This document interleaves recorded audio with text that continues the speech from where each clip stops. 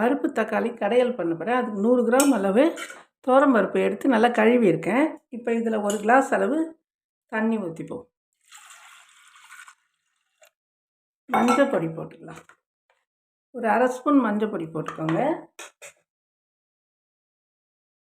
ஒரு அரை ஸ்பூன் மிளகாய் பொடி, 2 தக்காளி, கொஞ்சமாக பெருங்காயத்தூள். குக்கர் மூடி போட்டு ஒரு 5 விசில் போட்டு எடுத்துடலாம். 5 விசில் வந்துடுச்சு. திறந்து பார்க்கலாம். பருப்பு நல்லா வெந்துடுச்சு. இந்த கரண்டிலே இந்த பருப்பை நல்லா மெசிச்சுக்கலாம். இந்த தக்காளியும் பருப்பையும் நல்லா கரண்டிலே மெசிச்சுக்கலாம். பாருங்க, இந்த அளவு மெசிச்சு எடுத்து வச்சுக்கோங்க. கேஸில் ஒரு கடாய் வச்சுப்போம். அதில் கொஞ்சம் 1 ஸ்பூன் அளவு எண்ணெய் ஊற்றிக்கலாம். 1 ஸ்பூன் நெய் ஊற்றிக்கலாம். கடுகு போட்டுக்கலாம். கடுகு பொரியட்டும். கடுகு பொரியுது. சீரகம் போட்டுக்கலாம். கொஞ்சமாக ஒரு 1/4 ஸ்பூன் வெந்தயம் போட்டுக்கலாம். இப்போ கருவேப்பிலை போட்டுக்கலாம்.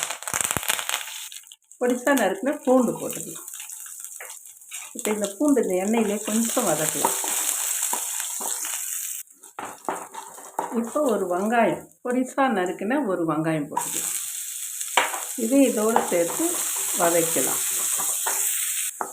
வெங்காயம் இந்த அளவு வதங்கினா போதும். இப்போ ஒரே ஒரு பச்சை மிளகாய் போட்டுக்கலாம். இதுவும் இதோடு சேர்த்து கொஞ்சம் வதக்கலாம். இந்த அளவு வதங்கினா போதும். இப்போ கடைஞ்சி வச்சுருக்க இந்த பருப்பை போட்டுக்கலாம்.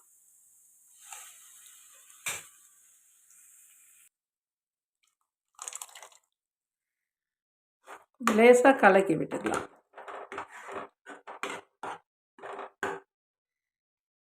கொஞ்சமாக புளி தண்ணி ஊற்றிக்கலாம். இதுக்கு தேவையான அளவு உப்பு போட்டுக்கலாம். இது நல்லா ஒரு கொதி வரட்டும். நல்லா கொதிக்குது. இப்போ கடைசியாக கொத்தமல்லி போட்டுக்கலாம். கொஞ்சமாக கொத்தமல்லி போட்டு